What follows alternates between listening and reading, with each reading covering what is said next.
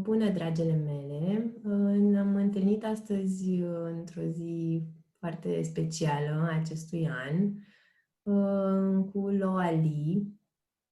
Este primul interviu pe care îl facem și cu ocazia asta aș fi vrut să deschidem și un mic spațiu sacru și să binecuvântăm această inițiativă de a promova femeile românce și darurile lor.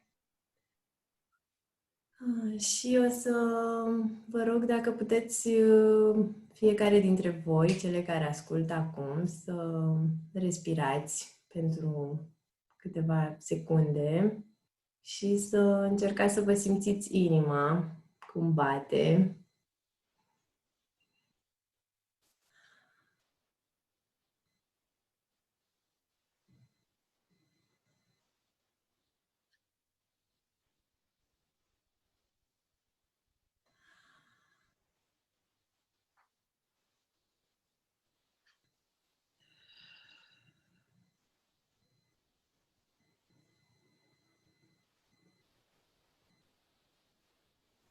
Mm.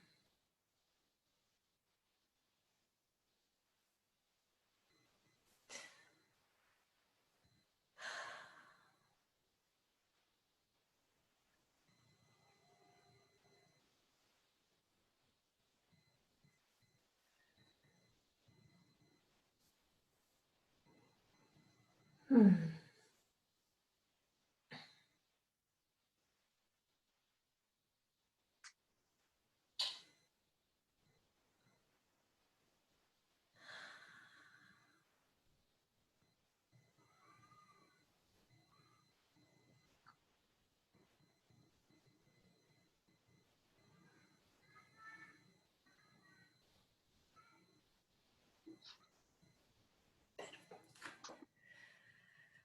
Mi-am dat seama că am uitat să mă prezint. Eu sunt Raluca și Loa Lee este sora mea mai mare, care m-a tot ghidat și m-a ajutat de-a lungul timpului să ajung unde sunt acum. Și îi mulțumesc foarte mult. Și o să o las pe ea acum să ne povestească puțin despre călătoria în care se află.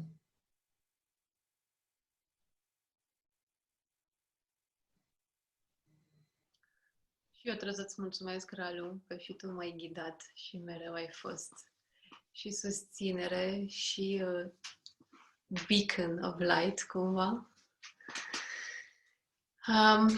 Ce să vă povestesc despre călătoria pe care am început-o? Pare că se conturează într-un fel de pelerinaj al pântecului, ca să fiu mai corect în exprimare. Din câte înțeleg și de la alte oracole și de la alte preotese care urmează vocea interioară, este într-adevăr un pelerinaj în ținuturile în care am mai trăit cândva, ținuturi în care au fost plantate semințe, niște semințe speciale de lumină, acum foarte mult timp, care au fost și care sunt menite să se activeze acum, aceste semințe. Călătoria mea a început aproximativ acum 2 ani, când am vândut tot ce aveam, puțin, dar ce era s-a dus. Și am început cu Spania, locul unde am primit autorizația de a deschide registrele akashice pentru oameni. Și am petrecut aproape 1 an într-un sat mic, alternativ, făcând citiri oamenilor pe bani și oferind gratis până m-am lansat în munca asta mai oficial, ca să zicem așa. Din Spania am creat niște legături și niște reamintiri cu Anglia, cu Glastonbury. Apoi am petrecut o vreme în Glastonbury și în niște locuri în care sufletul meu s-a simțit foarte acasă cândva. Mi-am dat seama că erau niște locuri de care mi-era atât de dor. era un dor foarte ascuns acolo de care nu știam că există. Din Anglia ne-am întors pentru primul lockdown în România. Simțeam că am luat ce trebuia și mi-am făcut munca în Anglia suficient și simțeam să mă întorc în România să ofer ce am învățat, să ofer noile lucruri pe care le-am absorbit. Mi-am petrecut vara în România, oferind sesiuni, citiri și vindecări de pântec și tot felul de alte terapii. Trebuie să mă dezbrac, că s-a făcut super cald aici. Și pe parcurs, încă din Anglia, am primit invitația de Franța, de sudul Franței. Mental nu simțeam că am nicio legătură cu Franța. Știam că sunt comunități drăguțe aici, știam că sunt comunități bine organizate, cu mâncare aproape 100% sustenabilă și nu doar cu mâncarea, ci majoritatea comunităților la care am fost până acum în zona de Dordogne și Ariège, în special sudul Franței, observ că dacă cumva ar cădea electricitatea, să zicem așa, și s-ar bloca supermarketurile sau alte evenimente pe care prefer să nu le aduc acum aici, dacă ar cădea tot sistemul ăsta, ei ar avea suficiente lumânări, mâncare și circumstanțe în jurul lor, astfel încât să trăiască și nu singuri. Să se adăpostească, să-și continue evenimentele, să-și continue meditația. Lucrează foarte conștient. Lucrătorii în lumină, cum le zicem noi, lucrează foarte conștient aici și consecvent cu dizolvarea densității în lume. Și asta, sincer, mi se pare fascinant. De peste tot pe unde am circulat, aici în Franța mi-am găsit cei mai funcționali și bine organizați. Ca să revin la drumul meu, ce pot să spun este că mă simt acasă la familia eseiană, pentru cei care recunosc liniajul sufletului, ca fiind legată și de catari și de eseni, și în special de familia de mame divine, de familia de mame cristice, de femei inițiate în ordinul Magdalenelor, ca să zic așa. Și bineînțeles, Magdalena este cea care a inițiat aceste invitații pe la casele ei. Deci am fost ținut foarte bine astea 3 luni în Franța, din miracol în miracol, pentru că am venit cu foarte puțini bani, dar mereu apăreau circumstanțe care să susțină acest drum și mereu apar oameni care cred în pelerinajul ăsta, care cred în munca care o fac. Și pentru mine asta este și o confirmare pentru ego-ul meu, să zic, că mereu avem nevoie de confirmări și cu atât mai mult când ești pe o cărare atât de neobișnuită. Și pentru că au susținut energetic munca mea și împinsul înainte. Adică ne ajutau nu doar să ne susțină, ci și să ne creeze și să ne deschidă drumurile mai departe. Ce frumos! Wow! Și vreau să spun că mă bucur mult că ți-ai dat bluza jos, pentru că acum se vede ancul acela minunat pe care l-ai la gât. Da. Mulțumim! Bine, păi atunci poate ne împărtășești puțin despre ce mesaj apare pentru noi astăzi. Ok. Am să invit prezențele care deja sunt aici, am să le invit mai aproape de noi, și anume prezența catarilor și prezența magdalenelor, bineînțeles. Așa că vă invit să ne conectăm profund cu pământul pe care suntem.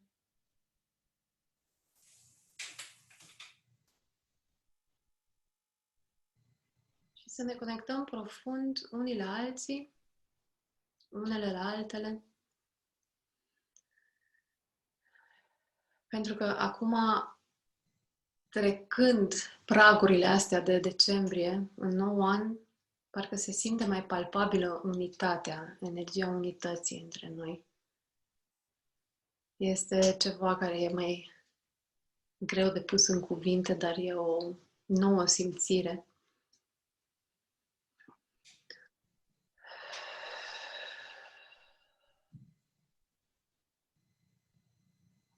Și chem și invit aici, în templu Zoom, în încăpere cu noi, prezența catarilor și prezența Magdalenei. Apar aici invitațiile și următorii pași pentru noi, pentru mine și pentru familia mea, pe care să îi urmăm.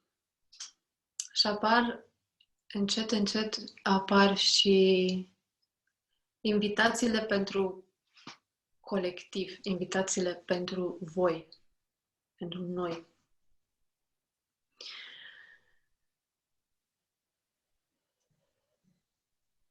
Din partea catarilor se simte acea conștiință ușoară, înaltă, pe care ei o poartă. Și prin prezența lor, prin superba lor prezență, ne invită la această ușurință de suflet, la acest calm interior și la menținerea perspectivei înalte, din mintea înălțată, din mintea divină, de care toate dispunem, toate și toți.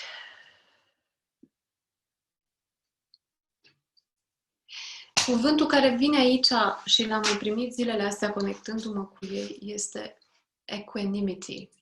Nu știu exact să traduc equanimity.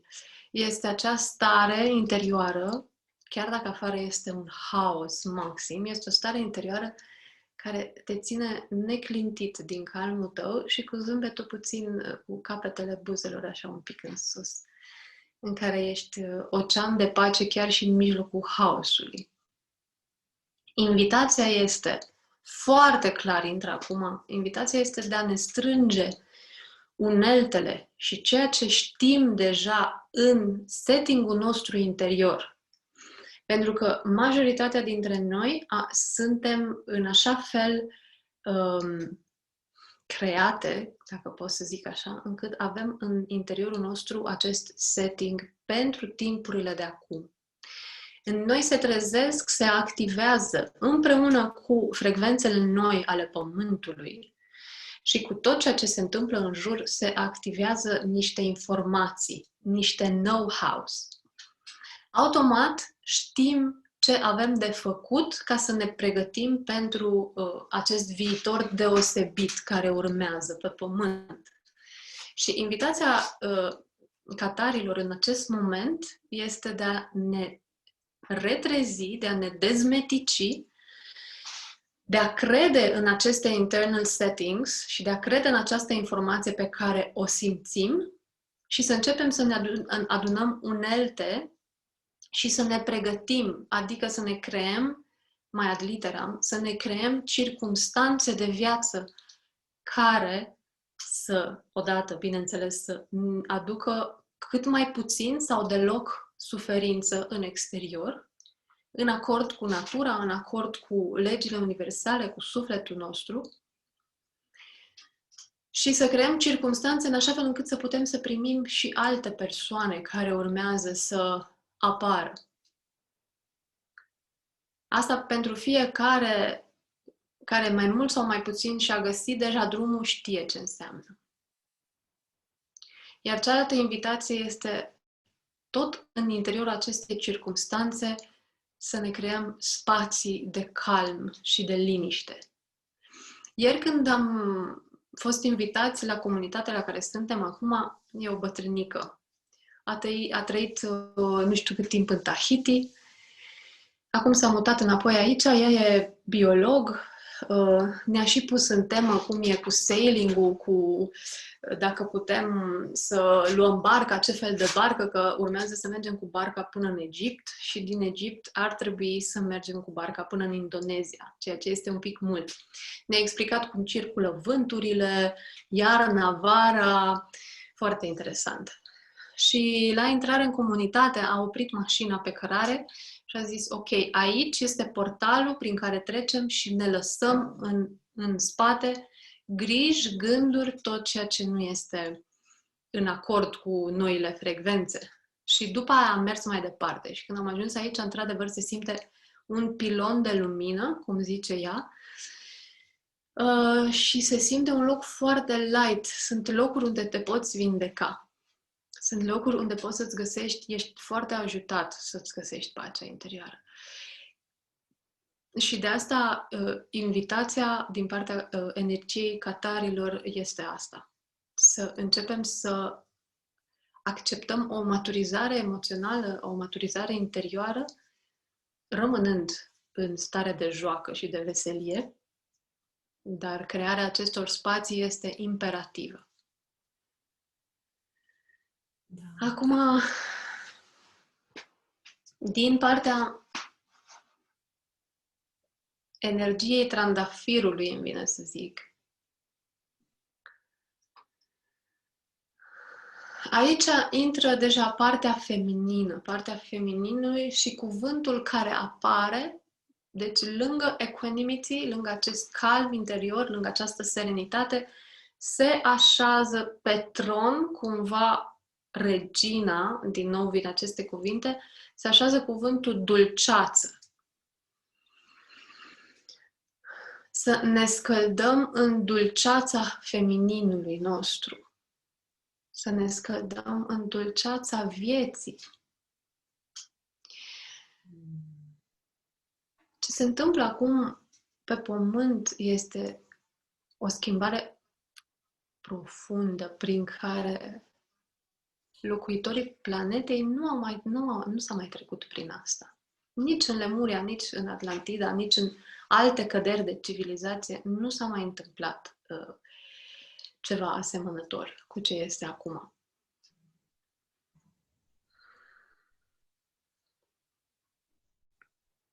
A ne da voie să simțim în fine că suntem liberi.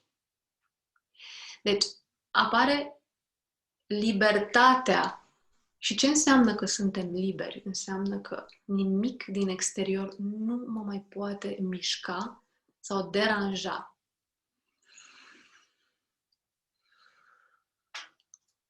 Aici apare această dulceață.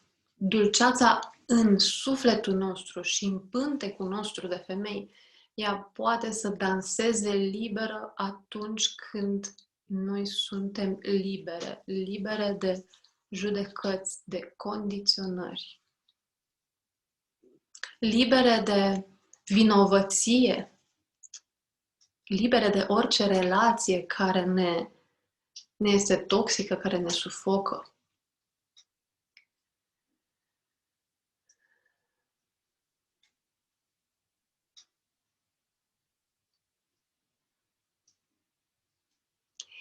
Magdalena este cumva aici, este prezentă și energia ei acum parcă nu încearcă în momentul ăsta să vindece sau să transmită ceva. Este ca și când este aici cu noi, pur și simplu să stea. Ea aduce în gralul ei, în ulciorul ei, aduce această dulceață și stă cu ea în brațe și emană din ulciorul ei. Și invitația este să stăm în liniștea propriului suflet, în esența noastră, care este această dulceață.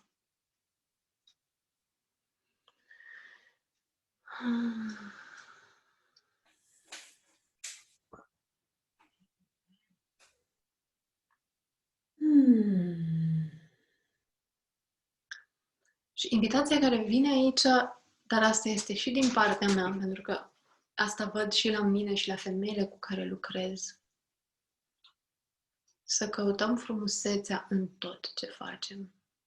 Când facem un ceai, să vedem frumusețea plantelor care plutesc în apă, frumusețea cărnilor, a mesei, a camerei care ne înconjoară. Mereu să căutăm această frumusețe.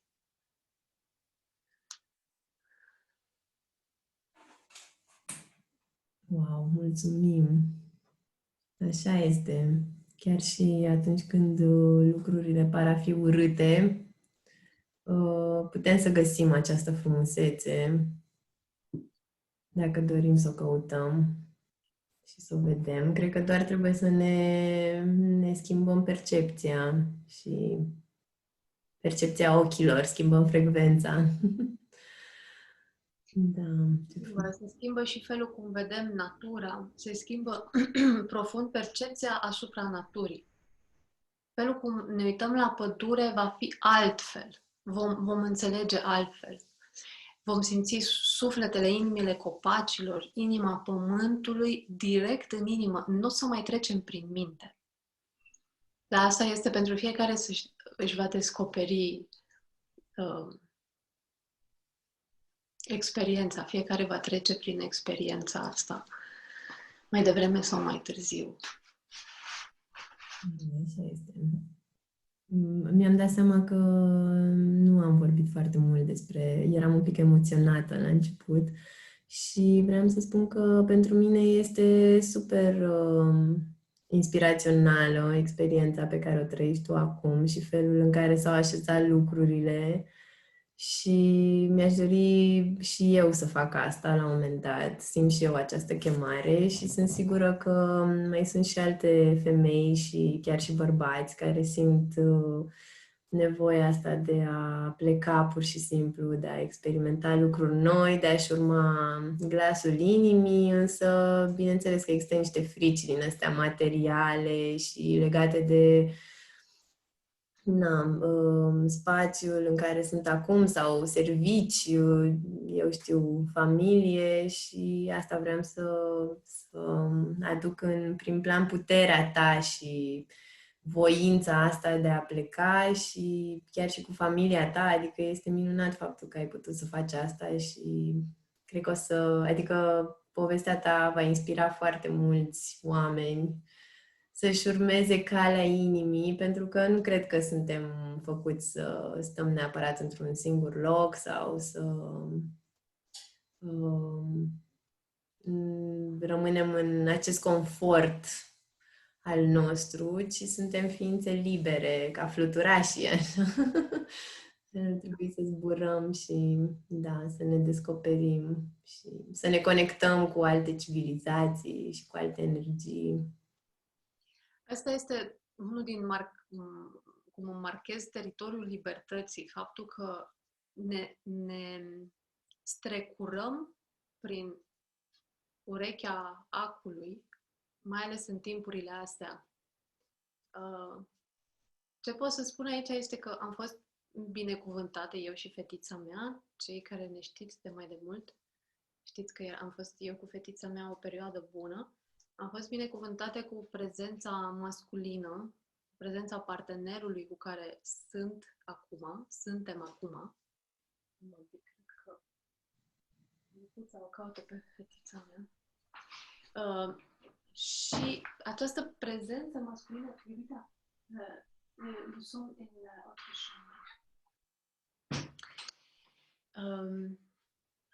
pot să spun că fără prezența masculinului nu aș fi reușit sau poate simțeam că mă destram dacă făceam asta singură, pentru că el a venit nu doar cu forța fizică, a venit și cu o credință și cu o conectare. Pot să spun că mereu rămânem fără bani. Dacă asta e ce are omul nevoie să audă, mereu suntem într-o oarecare grijă de bani și mereu lucrăm cu asta. dar este ceva de dedesubtul acestor griji și de dedesubtul acestor anxietăți referitoare la unde dormim mâine și cu ce plătim unde dormim mâine.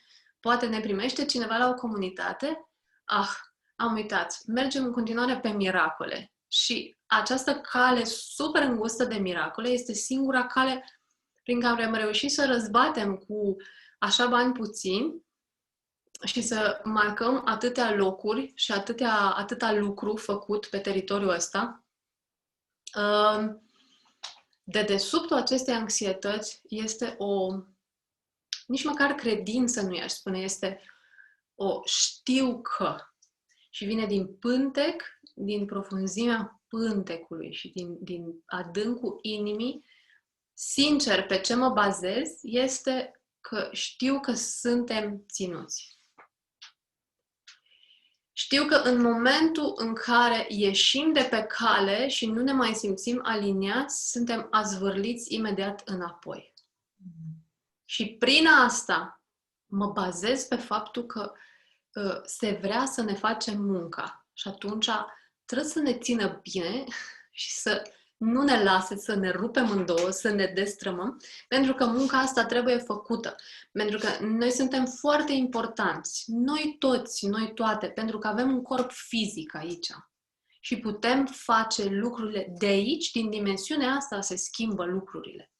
Cu mâinile noastre, cu implicarea noastră, cu acțiune concretă, clară, în material. Și atunci când conexiunea este bună, nu mai are importanță cifra. Cât costă versus cât avem, cum se întâmplă. Mereu am rămas în integritate, în modul că, ok, costă atâta, nu ne permitem. Înainte să apucăm să negociem, vine oferta. Și lucrurile curg înainte ca, așa, câteodată la mustață, la fracțiune de secundă, înainte să cădem în ceva mai nasol, așa, pac, se întâmplă chestia asta. De ceea ce noi îi zicem miracol.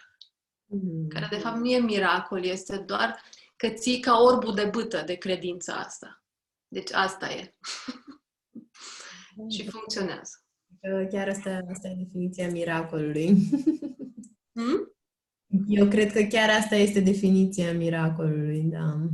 Da, dar miracolele, de fapt, noi, dacă ne vom lăsa să fim complet libere, miracolele nu o să mai fie miracole. Miracolele o să fie pur și simplu că avem capacitatea să ne creăm realitatea așa cum vrem și să nu mai fim condiționați de tot felul de concepte de karmă, mai ales acum pe pământ. Am curajul să zic asta. Am curajul să zic că, da, karmele s-a încheiat. Schema cu karma, cu pământul a trecut în frecvențe mult mai înalte și nu mai există decât libertate și iubire. Asta este singura condiționare care mi-o mai las. Ce frumos, superb, așa este. Și eu am simțit această invitație a miracolelor în viața mea ca niște acte obișnuite, zilnice, cum zici și tu, și am observat că foarte mult m-a ajutat rugăciunea pe mine în această perioadă. Și chiar mi-am scris rugăciuni pentru toți prietenii mei și oamenii din viața mea și le citesc zilnic și asta chiar mă ajută și observ cum se transformă relațiile și energiile din jur datorită acestor rugăciuni. Este superb. Da. Mulțumim mult de tot pentru împărtășire. Suflet, cu tot dragul. Dacă simți să ne mai spui ceva acum pe final, poate despre comunitatea ta și despre cum ar putea femeile să te acceseze, dacă își doresc să descarce energia ta. Da. Păi eu cu mare drag primesc și se tot lărgește comunitatea, grupul privat Izvorul de sub pământ, de pe Facebook. dar sincer mi-aș dori și simt că îmi pulsează în urechi indicația clară că e timpul pentru un website și e timpul să devin puțin mai profesională în chestiile astea pe net. Și da, îmi doresc să fac foarte multe lucruri. Momentan fac citiri pe unde merg. Am început să traduc și cursul de senzualitate sacră în limba engleză, pentru că sunt mulți doritori care nu vorbesc limba română. Pentru anul ce vine, momentan, propunerea clară pe care o văd în următoarele 2-3 luni, să zic, este reluarea cursului de senzualitate sacră, cu cele 3 puncte meridiane de clitoris, punctul G și cervix, după care vom continua cu un curs puțin mai amplu cu punctele meridiane din pântec, cele 5 puncte meridiane din pântec.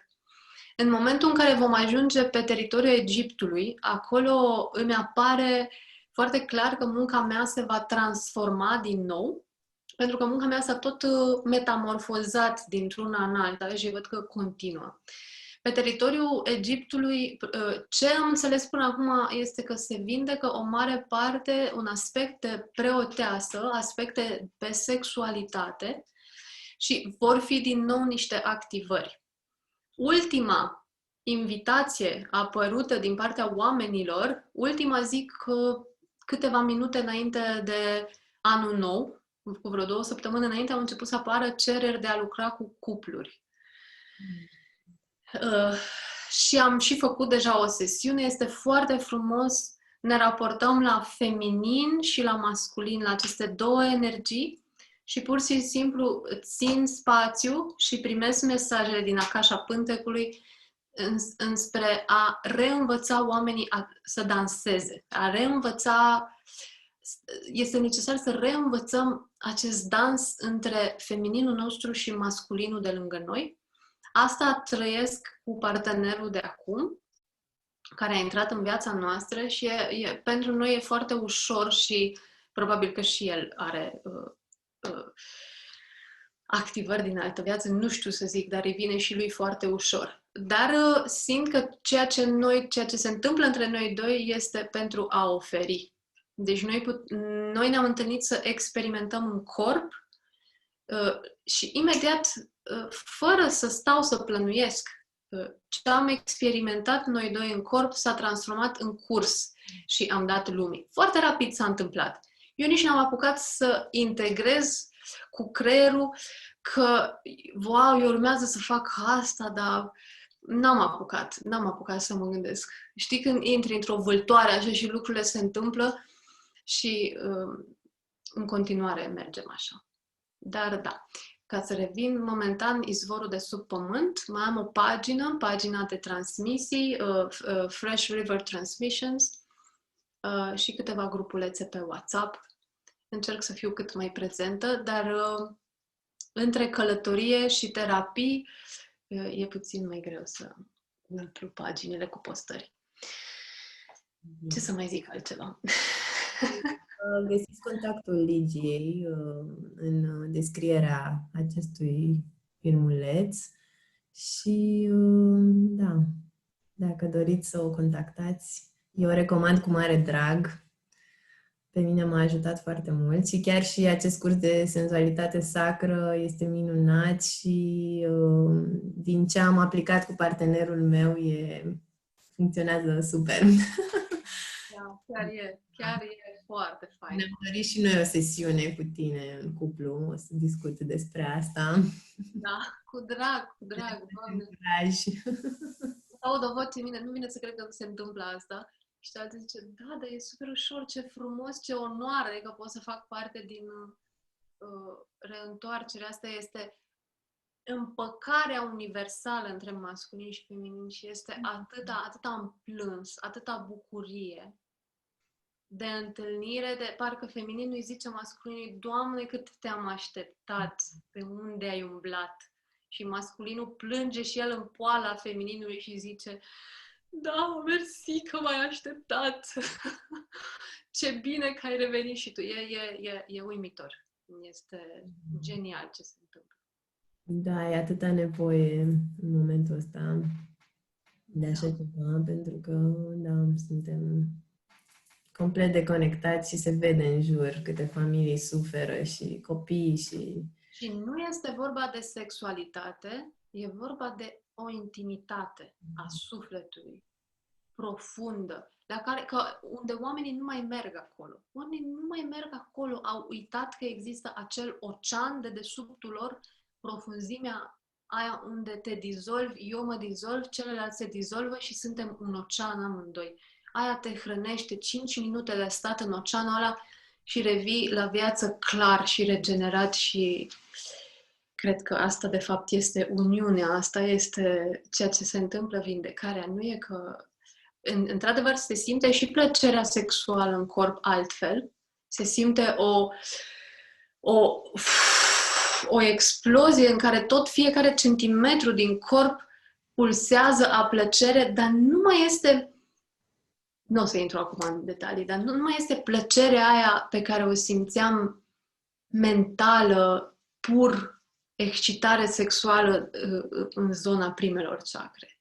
Este un extaz care se întinde în natură, în pădure, prin copaci, ai senzația că e cu totul o altă trăire. Și asta cred că urmează să trăim cu toții, cei care ne lăsăm, cele care ne dăm voie. Da. Mulțumim. Mulțumesc și eu din suflet că faci asta, Raluca. Este minunat. Și mă bucur că pășești în rolul tău din ce în ce mai mult. Deja ai pășit de ceva vreme cu toate lucrurile pe care le faci, dar simt că prin asta pășești și mai serios. Este un proces în care și eu încă sunt de a-mi lua puterea în serios și de a-mi lua munca în serios. Pentru că lucrurile chiar se întâmplă. Lucrurile chiar se întâmplă. Se întâmplă, simt și eu. Da. Mulțumesc, da, și pentru mine. Eu sunt foarte emoționată, dar voi merge înainte și voi vedea ce se va concretiza. Păi mulțumim mult de tot pentru timpul tău și na, multă iubire. Vă mulțumesc, îți mulțumesc, Ralu. Te pup și te iubesc. Drăguță. Hey. Trebuia și ea să apară cu energia ei de spirit duș. Mai, da, e o tipă care lucrează, chiar am rămas uimită, are grupul ei, chiar dacă nu se cunosc și de multe ori la distanță, zilnic lucrează, zilnic măsoară, face chestii, vindecă energia pământului, se duce pe la oameni, pe la vecini, copii, cu muncă energetică, dar sunt foarte consecvenți și conștiincioși așa. Da, super. Mă bucur că există astfel de oameni. Ne super ajută. Și uite, sunt în umbră cumva, adică nu sunt atât de mulți oameni care apar în față și există și toți acești oameni care lucrează zilnic și își fac munca diferit și mult mai important. Că se duc așa adică nu mergem doar pe mainstream și pe cine e pe Facebook, ci efectiv intrăm în casele oamenilor din jur. Da, asta e super important. Pentru că e faza și că vrei să fii lăsat în pace, vrei să fii lăsat în liniște, cât mai puțin ochi pe tine, să stai acolo tu cu mințel să-ți faci treaba ta, care de multe ori e mult mai eficientă decât dacă ne împrăștiem în 1000 de părți. Dar, da. Bine, păi mulțumim și ne luăm rămas bun acum. Cu mare drag. Mai vreau să adaug, mi-ar place să fac mai multe live-uri, mai multe transmisii pe grup și poate și pe profilul de Facebook, atâta cât ne mai ține Facebook-ul ăsta, cât mai e ok. Deci probabil urmează să fac niște transmisii de pe pământurile și aici unde suntem, și din Egipt și de pe unde o să mai... Acum următorul pas de fapt este în nordul Spaniei, la Black Madonna. Să vedem dacă trecem cu bine pe teritoriul Spaniei, că sunt puțin mai crazy. autoritățile spaniole decât francezii. Să vedem. O să treceți cu bine, suntem cu toții alături de voi. Da. Mulțumim. Așa va fi. Cârdul de îngeri. Da, da, cârdul de îngeri. Deci, da, asta era invitația. Cine vrea să mai urmărească aceste live-uri, sunt tot felul de transmisii și de informații care vin în acel moment. Apar niște luni de iarnă, primăvară, puțin mai intense, poate, dar să vedem.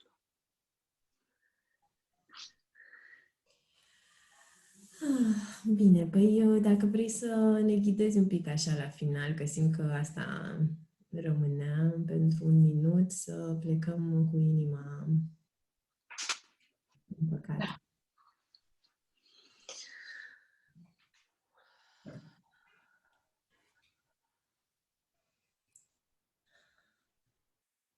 Cred că e important la început să ne verificăm corpul, să vedem cum se simte spatele nostru.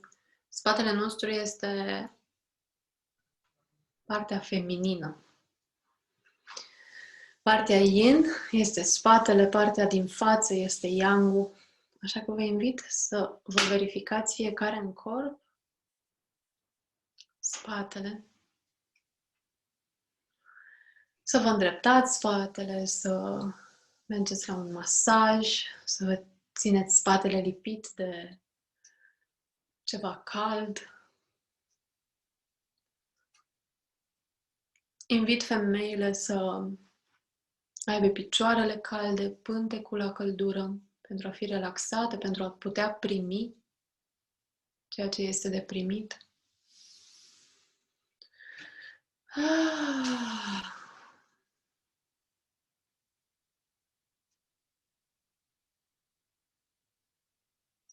Și vă invit să activăm centrul inimii,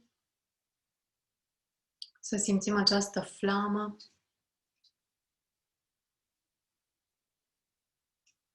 activată în pieptul nostru.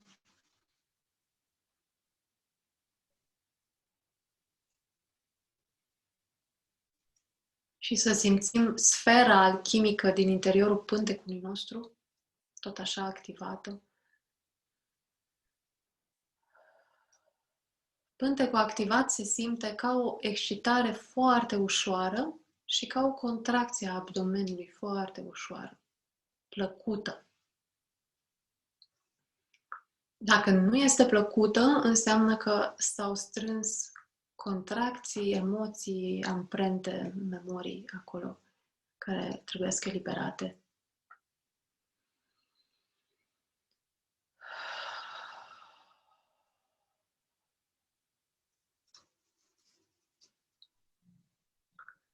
Și activăm și sfera de deasupra creștetului capului nostru. Ne ducem atenția în chakra creștetului, unde vizualizăm o sferă luminoasă.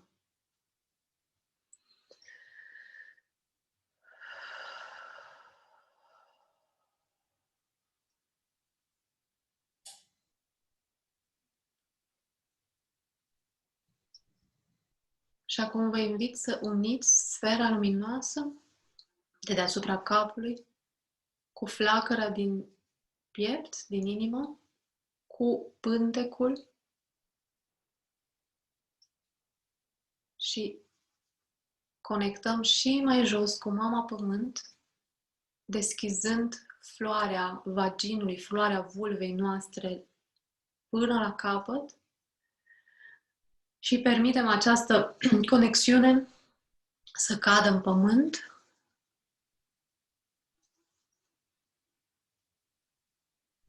și să se conecteze în miezul pământului, în inima pământului, în pulsația Mamei Pământ.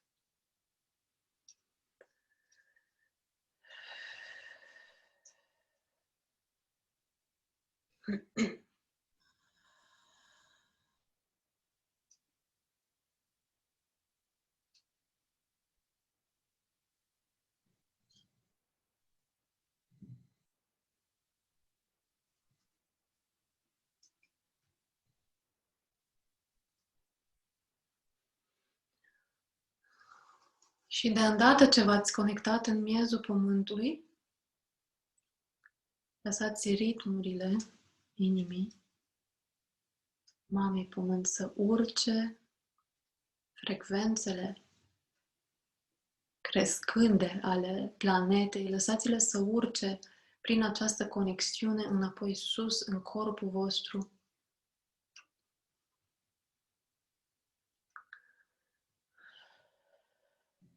Împrăștiați-le prin tot corpul.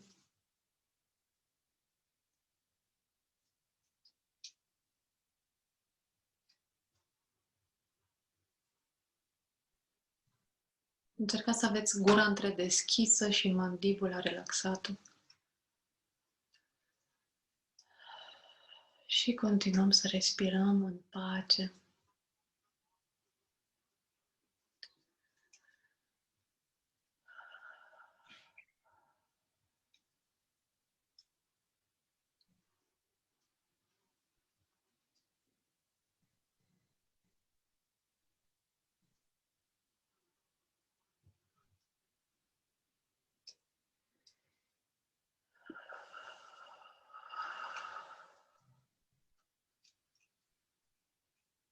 Și încet, încet putem să revenim.